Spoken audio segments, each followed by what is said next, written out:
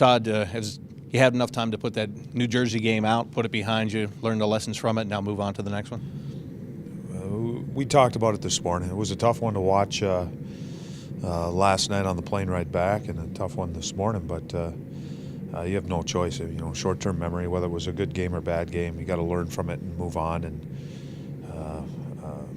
you don't want to dwell on things too much, whether good or bad. And we got to prepare ourselves and to get ready versus a young, hungry, fast Florida team that we just saw, a month ago in this building, and they do a lot of good things. So we got to be ready for that game. It's the next biggest game on our schedule. I guess you would have bigger problems if you had a team that was going to panic after just one game with the number of games that remain. Well, you can't panic. There's no sense. I mean, we've played, 59 games now, and there's 23 left.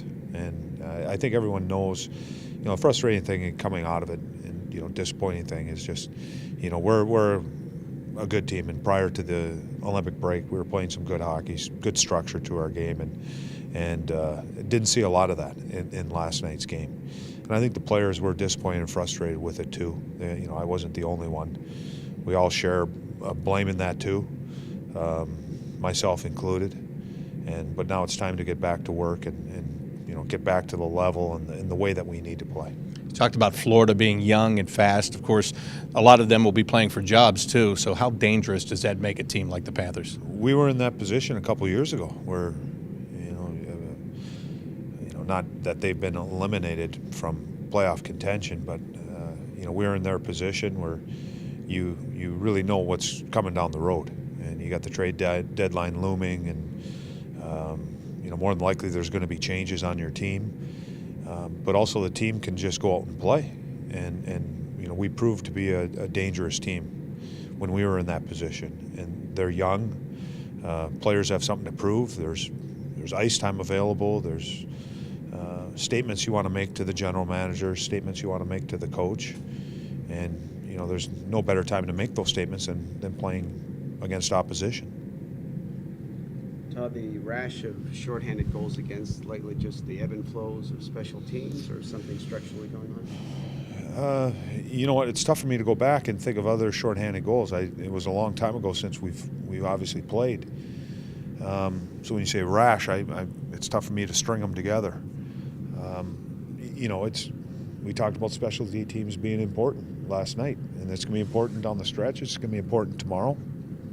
We lost that specialty teams game. You give up 2 power play goals and you give up a shorthanded goal. You aren't going to win too many games with those numbers at the end of the game. So it's tough for me to comment on what you said, just because again, my memory only goes back so far. I can only remember so much. And but you can't put yourself behind the 8 ball by giving up shorthanded goals. And your team has responded numerous times when they've been down and out or backs against the wall. You like that about your team, but how do you get away from that being the form of motivation that moves them most?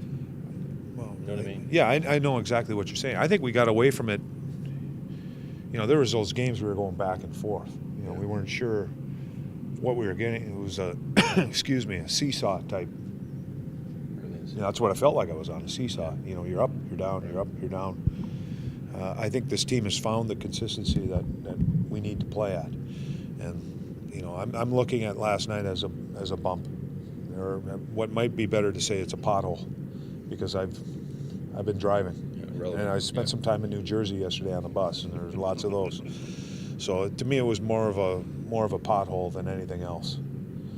Just something you stumbled, and again, this group has found a way to respond to those types of things, and it'll be a good test tomorrow. Todd, when you add a skilled guy like Gabrick, a world-class player, but you have healthy forwards that are out that are more gritty players, does that change the dynamic at all? Of your team? Yeah, does the grit factor factor at all? It could, and one reason why one of the changes we made was moving Matty Calvert with McKenzie and Letestu, just because it's more of an identity for your fourth line.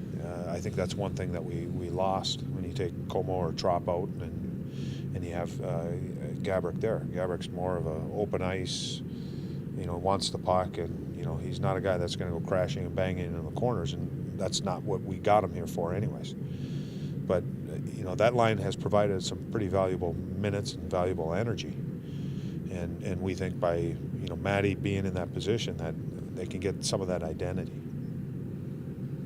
Is the reason you didn't start that way yesterday just because you wanted Marion to get reacclimated to game speed? I was unsure, to be honest. What his energy, his speed, where he was going to be at in the game, and it's tough to put him in kind of a major role without knowing. And as I told you guys too, some of it was based on how we had played previous to the Olympic break, and our line combinations seemed to be working well.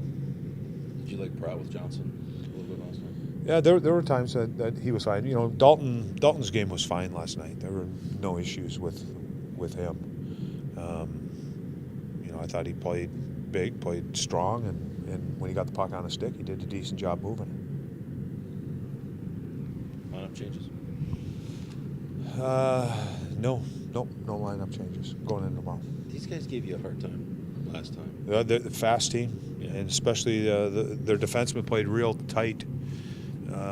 Their gaps, offensive zone and neutral zone. So they really shrink the offensive zone, and I was impressed with how they skated. They work hard to the puck, didn't give you a lot of time and space.